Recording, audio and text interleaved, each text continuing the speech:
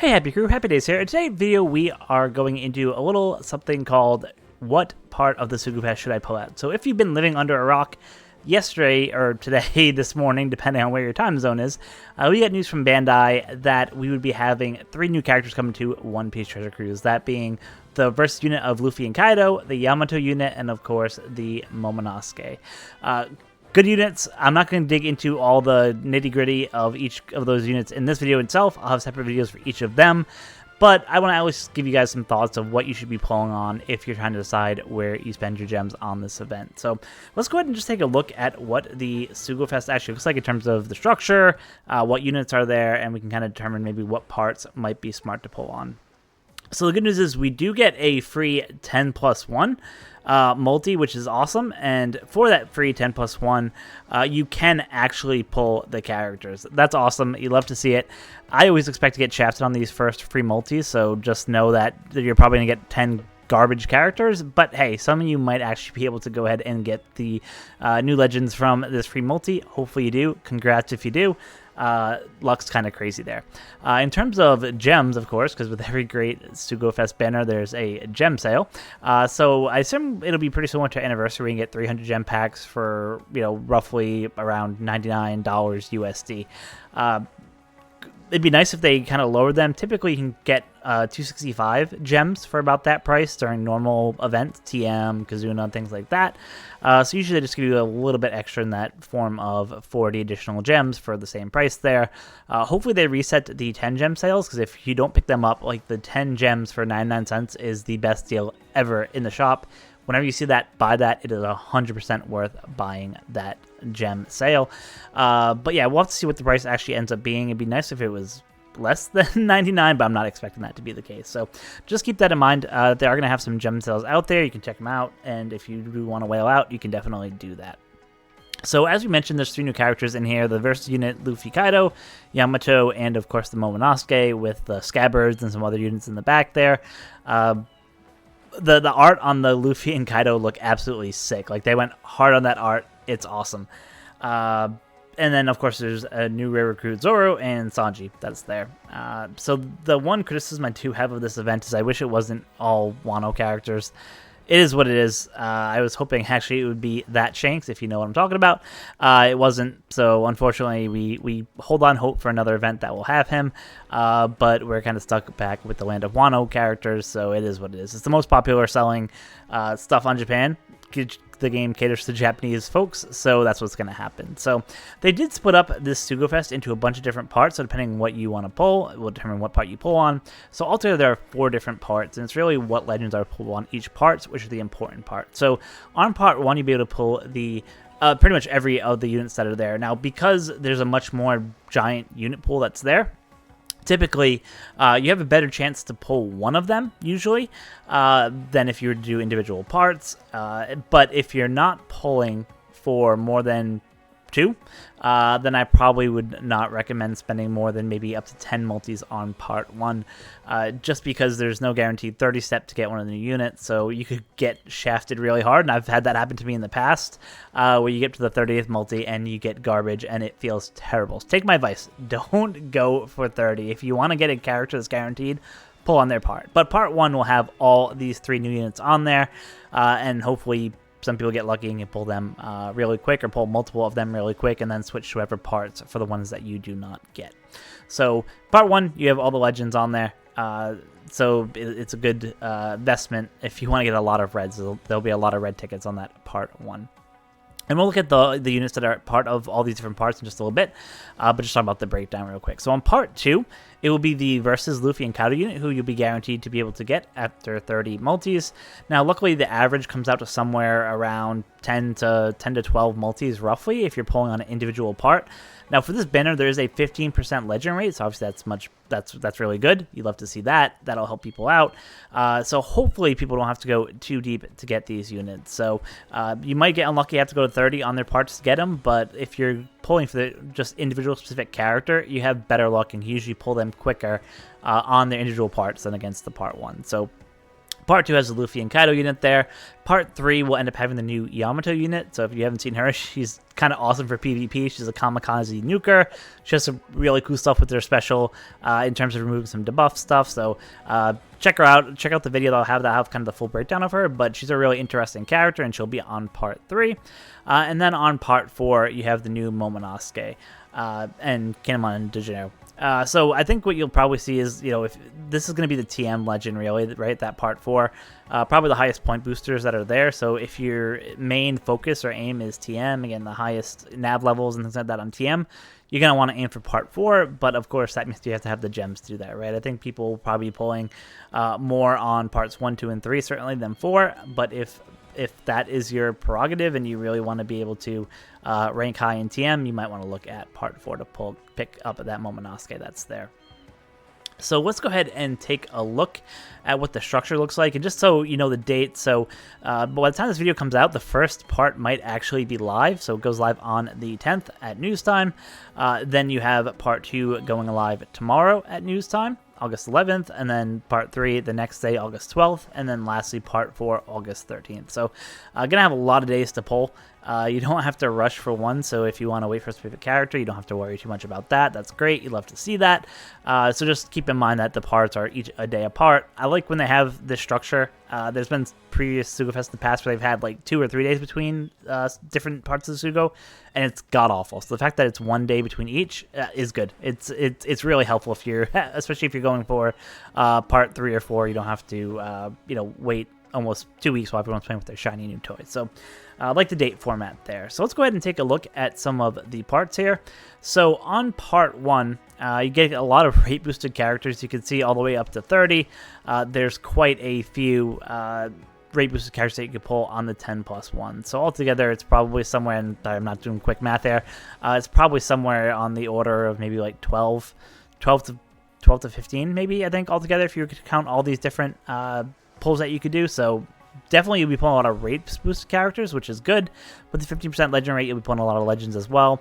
For the 2nd, 3rd, 4th, 5th, 8th, 13th, 18th, 23rd, and 28th pulls, you can get a Sugo rare character. So obviously the Versus unit and the Yamato units are Super Sugo, so you won't be able to pull them on these parts. But if you're going on the Momonosuke part, he is a Sugo rare character, so you might be able to pull him on his banner. 6th, 15th, and 25th pulls, you get rate boosted Sugo rare characters, and we'll get all the rates below, what legends are showing up and what you should pull on. But you can see, like, they're really trying to encourage people to pull. Pretty much your first 10 pulls are going to have a lot of really crazy good characters on there, or red characters, which just increases your chance to be able to pull one of the newer units. So you'd like to see that. 10th pull, which is where I recommend that most people stop if they're planning on pulling on more than one part, is the 50% chance of all reds for that 10th pull. I've had cases where I went for this pull and have got like 4 posters, and some way you've gotten 8, right? But still, you'll be getting a ton of red posters on that 10th multi. I'd recommend probably going to this 10th multi if you have a bunch of gems and you don't really care which one of the new ones you get. I think it would be a good shot to go to 10 if you haven't pulled any of them up until that point. So when you end up getting up to the 20th pull, which is quite a lot of gems, past the 1K mark, then the last poster is a Super Sugo only character, which is great. You love to see it. There's only a handful. I think for each of the parts, there's 4 roughly of those, so it just makes it a little bit easier. And then on the 30th pull, you get a limited pool Super Sugofest only. So like I said, it's not a guaranteed new legend. Like I said, it could be any of the other Super Sugos who are on there. So there are 3 non-Super Sugo legends there, so that you could pull instead of the new units. So just be very aware. If you're pulling on Part 1, you could get really shafted on the 30th pull. Don't do it. Going for parts 2, 3, and 4, they have a different structure than the Part 1 I just mentioned above. So you can see still a bunch of rate boosted or Sugo rare characters on a bunch of the steps. 2nd, 3rd, 13th, and 16th, you get Sugo rare posters. 5th, 8th, 25th, you get limited pool. And then on the 10th and 20th, you get super limited. So a lot of chances to pull there. And then obviously on the 30th pull, depending on which unit is on that banner. So if you pull on Part 2, you get Luffy Kaido. If you pull on Part 3, you'll get Yamato. If you pull on Part 4, you get the new Momonosuke, Kinemon, and Dejiro. So yeah, depending on what you're going for, you don't have to worry. If you spend 1,500 gems, you're going to get one of those if you go to the respective parts that are on there. So now let's take a look at some of the legends that are in the different parts and kind of see what might be worth pulling for. So taking a look here, you can see that obviously part 1, the Super Legends, you have the Versus Unit and the Yamato there. No surprise there. In terms of Sugofest exclusive characters, so you of course have the Momonosuke who's there. You have Burgess who's okay. You have the waifu in the middle row who can just help remove a bunch of different debuffs, which is awesome if you're not able to pull that Yamato. You have the Momonosuke, the Sai Momonosuke, which has been just awesome for getting rid of resistance. You can throw him on any Luffy characters, and he's able to kind of get rid of any resilience buffs and just help you out there, which is really good. You have the Sai Odin on the third row there. He's really good on PvP. The log crew there that you see on the side of Odin, we got a free copy of him, so there's not really a lot of value that's there. The Ace in the Akainu unit is good just because that Akainu is a key to that quick team. He does the huge HP cut, which is awesome, helps you get through. And then Dofi is not a bad unit, though you don't see too much play anymore. So overall, like, the legends aren't like fantastic on part 1 so far, at least for the Sugo Fest exclusive characters. And it kind of is what it is, right? Part 1 just has a lot of random people on there, and some are good, some are kind of trash, and you can kind of go from there. Now, what they do have interesting is they do have Treasure Fest Sugo characters on there as well, which you love to see. So the Atlas is fantastic on the int teams. If you see my PvP videos from the last 2 seasons, like, she just absolutely crushes on that int cerebral team. Really love that unit. The Nami and Karina, obviously probably the best unit in the game from a PvP perspective in terms of the special one that they can do, and also from a just normal gameplay because they have different specials depending on what you have to remove. Like, this unit can get around so much content. She is a superstar. If you don't have Nami and Karina, definitely go for them. For who else is on here, everyone else, you know, just kind of has a bunch of niche uses. You won't really use them too often, but yeah, I think on the part 1 at least, the Alice is good, the Nami Karina is good. Carrot and Nami have some limited uses, but yeah, outside of that, there's not really many other of the Treasure Sugofest characters that are really like crazy needed. Where you go to the Super Sugofest is where you see just a ton of characters, and a ton of really good characters, right? So of course you have the new units, you have the anniversary units, you have the last anniversary units, right? With the Robin, the Zoro, the Nami, just a lot of really good units. Roger Whitebeard, if you don't have them, huge staple in the slasher team. Just a ton of good, really good characters on here. Now, granted, there's some not good characters as well on here. So, for example, you could pull like the new Luffy who they just gave us, sorry, the green Luffy that's there who they gave us a copy of already, so it might be not very beneficial. But a lot of these characters in the Super Sugo Fest only area are really good and fantastic and worth pulling. If you get dupes, it won't be a waste, right? They'll go towards the last taps or the final taps or the Sugo rushes and just really help make those characters awesome. If you never pull G5, you can pull him here too, which is awesome. You can actually pull both versions of G5, the int and the Psy version, so love to see that. A lot of characters, so it'll be interesting to see how pull rates go, with the 15% being the kind of the standard. I assume that people will be getting a lot of characters who they might not have gotten previously, especially if you're a newer player and haven't had a chance to go through some of the older content. For the limited pool characters for part 1, you have the Versus unit with Luffy, you have the Yamato, you have the Roger Odin, you have the Law and Kid there, Ace Yamato, which is just an older unit. I wish I would have actually threw the alternate ink version as well, for those who don't have them. It would have been nice to just be able to pull both copies. Then you have the Yamato and Kaido unit there, and lastly, the Int Uta. So, out of that, the only real great ones that you see, we'll probably see a lot of use, just the Luffy, the new versus Luffy, and the Yamato unit there. So on part 2, in terms of who the Super Sugofest characters are, so you get the new Luffy. He's obviously the star of this part 2. You get you get Shanks there, which is just fantastic. Does a lot of good stuff. Like, you can't complain. G5, again, an absolutely solid character, solid in PvP, solid in content with their revive mechanic. And then you have the Luffy, who we got a copy of already, so that's kind of a disappointment they put him in there. Again, Atlas is really good. She's fantastic for treasure map on that Incerebral team. Everyone else on here is just, I mean, you probably won't use them too often, if at all, except for Mr. 3. He might be the Bon Clay there might be the only one who I've actually seen used in a lot of content outside of Atlas there.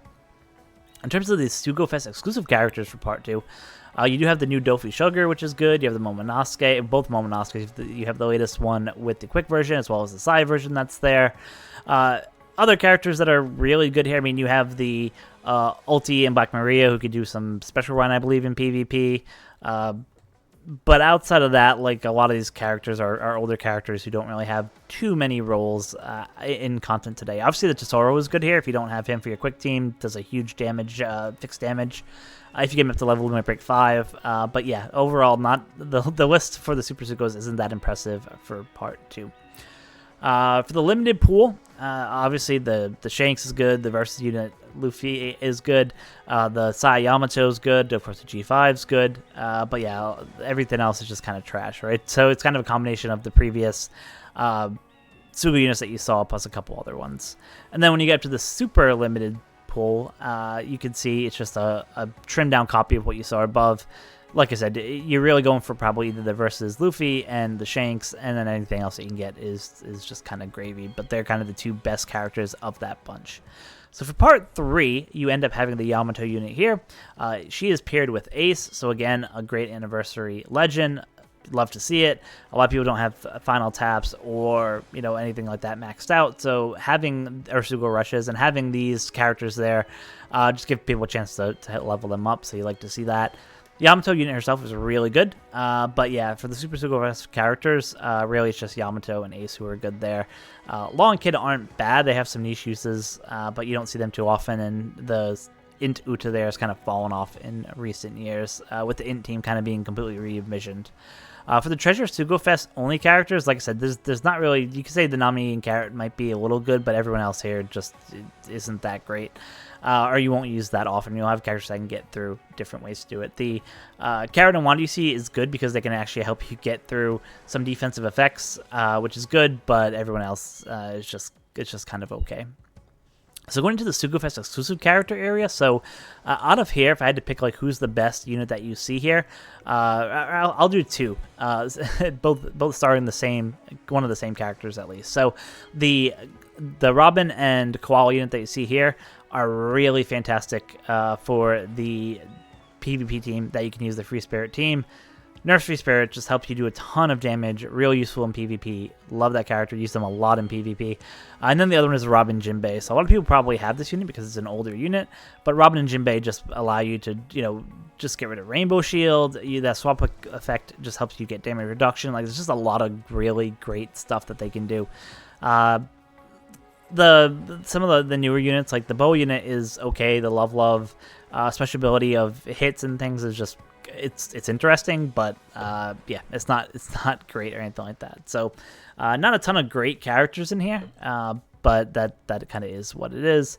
And then for the limited and the super limited, you can see it just kind of combines a bunch of those and then kind of limits them down. So that is part 3, and then last we get into part 4, which is going to be kind of where those who are wailing for TM will go, which stars, of course, our boy Momonosuke there as the regular Sugo exclusive character.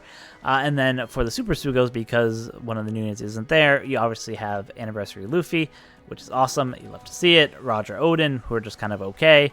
And then Ace and Yamato, Luffy and Yamato, who are just kind of okay. And then same thing for the Kaido and the Yamato there. So Luffy is probably the best out of that first group.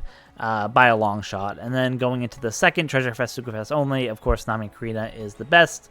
Out of all those units that are there, you probably won't use any of the other units in content at all. So you really hope that you can get the Nami and Karina there. And then if you look at the actual Sugofest characters, this is where you see the new Momonosuke.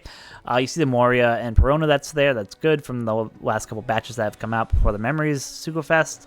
But yeah, looking at this list here, there's a lot of older legends, Cat and Dog, obviously much older legends, the really old Mihawk that's there, the really old Brook.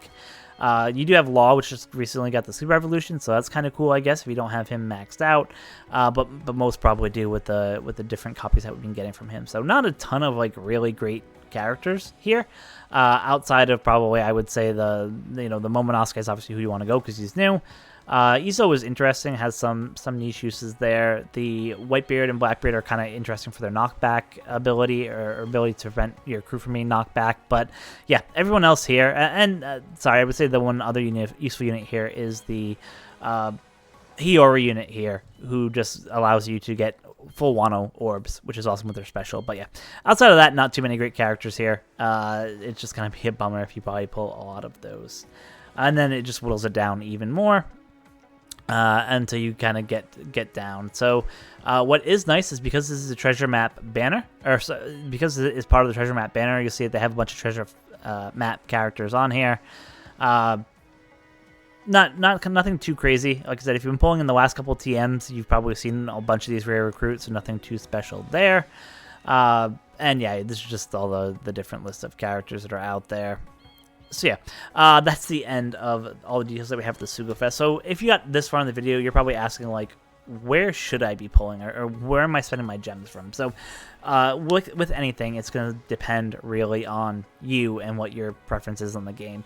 So personally, and like I said, check out the videos that'll be coming out probably tonight or really early tomorrow that will kind of dig into each of these characters individually. But I think how I'm kind of looking at it is that if you care about TM, then obviously Pot 4 is where you go. If you want to rank super high in TM and that's your kind of preference and you don't care about anything else, like, go for Part 4. Otherwise, Part 4, in my opinion at least, is probably the part that you could probably care the least about, or probably shouldn't pull on if you're not serious about, ranking super high in the TM mode. So that then leaves, do you pull on Part 1, do you pull on Part 2, or do you pull on Part 3? So again, I think it comes down to a couple of things. So I think from a PvP perspective, I think the Yamato unit is definitely better than the Luffy unit and the versus unit there. Just the ability that she can kamikaze herself, she can do the 200% HP cut, which means if there's a revive mechanic, she can hopefully get rid of that. It just makes that character really valuable in PvP. Now, on the flip side of that, even though she does the kamikaze stuff and does all that cool stuff, the quick team right now is already, like, super bloated, especially with a lot of legend characters, so it'll be really hard, I think, to fit her in. Yeah, you might be able to kill one character, but you might be able to have another character that will help you get rid of 3 characters, right? And the time it might take her to get rid of 1. So, and the fact that her special is really high too, like, I think will play a role in that. So I would say if you really care about, like, PvP and that's your focus, obviously Yamato I think is a little bit better. And I also think she gives a little bit better utility in the fact that she can help remove a debuff, right? So you can choose which debuff to remove, which is awesome. Especially some of the more painful ones that have probably come out in the last couple months. Just having that ability, like the wife who's there to be able to get rid of some debuffs is actually really strong. So I think if you're edging out towards PvP, but you like to do some PvE, I think that Yamato will definitely help you out there, and definitely increase your chance of getting through a bunch of different content. And again, no matter what the content might throw you, because you can choose which debuff you want to get rid of. For the Luffy himself, so he does some interesting stuff. So obviously he gets rid of a bunch of status effects there for 10 turns if you have full free spirit builds. Does even more stuff if you have the free spirit territory. So he's going to be really good for PvE content. Not so much PvP. Once again, he kind of suffers from the same problem that Yamato suffered from, in that the quick team's already so bloated, right? And if you're bringing someone and you had to choose between bringing Luffy and bringing the Yamato, you probably bring the Yamato, right? So I don't really see his PvP abilities doing crazy stuff. Now, on the flip side, Kaido's PvP abilities are actually really, really good. You can do some hit through defense, things like that. Rewinding specials, stuff like that. So, or doing damage to people who have high specials or specials that are ready to go. So I think there's a lot of really good stuff that his PvP kit does. And from a PvE side, like I said, they as long as you build a full free spirit or full driven team there, for example, you're going to be in really good shape. So I think ultimately, for a longevity point of view, the Luffy and Kaido will just last longer, just because it's like 2 units in 1, right? So even if you can't find use for 1, the fact that their burst unit is pretty much giving you a 2-in-1 package there. Giving you just all the options of where you go. I mean, preferably, I would say if your focus is PvE content, I would obviously, or even if you don't have enough gems to pull more than 1 unit. So I would say if you have maybe like less than 2,000 gems, for example, I would say I would go ahead and try to pull on Part 2 first. Try to get either the Luffy or the Kaido unit there, and then see if you want to try to go for Yamato after you get that. Hopefully you can get him within like 1,000 gems for each one.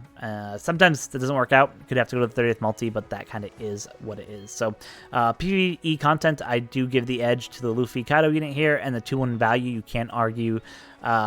You can't argue with that, because it's literally getting 2 units for 1, and they're 2 different units that do different things. So you'd like to see that. So yeah, if you have less than 1,500 gems, I would pull on part 1. If you have more than 1,500 gems, then you might figure out what you want to do there. But yeah, I would pull on part 2 if you had less than 1,500 gems, just so you can kind of get a guaranteed 2 characters, right? And then if you're able to pull him, hopefully not in too many multis, you can switch over to part 3 and try to pull Yamato with whatever you have left.